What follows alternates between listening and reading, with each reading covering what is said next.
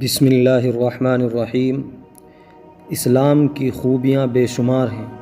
ان میں سے ایک بڑی خوبی یہ ہے کہ مذہب اسلام بے وفائی کرنے، عہد کو توڑنے اور وعدہ خلافی کو حرام قرار دیتا ہے۔ چنانچہ اللہ تبارک و تعالیٰ کا ارشاد ہے، یا ایہا الذین آمنوا اوفوا بالعقود، اے ایمان والو عہد و پیمان پورے کرو۔ اسی طرح اللہ تبارک و تعالیٰ نے ارشاد فرمایا، وَأَوْفُوا بِالْعَهْدِ إِنَّ الْعَهْدَ كَانَ مَسْئُولًا، اور وعدے پورے کرو کیونکہ قول و قرار کی باز پرس ہونے والی ہے۔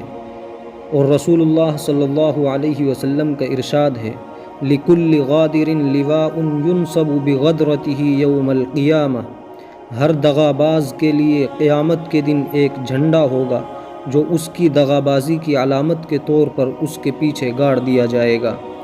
اسی طرح نبی کریم صلی اللہ علیہ وسلم نے ارشاد فرمایا، اربع من کن فیہ کان منافقا خالصا ومن كانت فیہ خصلة منہن كانت فیہ خصلة من النفاق حتی یدعها، اذا اؤتمن خان واذا حدث کذب واذا عاہد غدر۔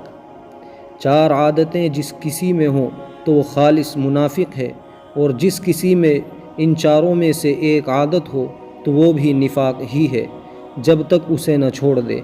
وہ یہ ہیں، جب اسے امین بنایا جائے تو امانت میں خیانت کرے اور بات کرتے وقت جھوٹ بولے، اور جب کسی سے عہد کرے تو اسے پورا نہ کرے۔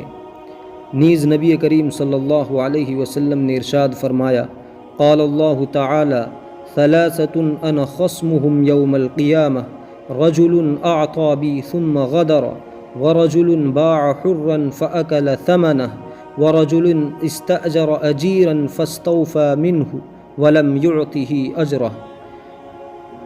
اللہ تعالیٰ کا فرمان ہے کہ تین قسم کے لوگ ایسے ہیں کہ جن کا قیامت میں خود مدعی بنوں گا۔ ایک تو وہ شخص جس نے میرے نام پہ عہد کیا اور پھر وعدہ خلافی کی، دوسرا وہ جس نے کسی آزاد آدمی کو بیچ کر اس کی قیمت کھائی، اور تیسرا وہ شخص جس نے کسی کو مزدور کیا، پھر کام تو اس سے پورا لیا لیکن اس کی مزدوری نہ دی۔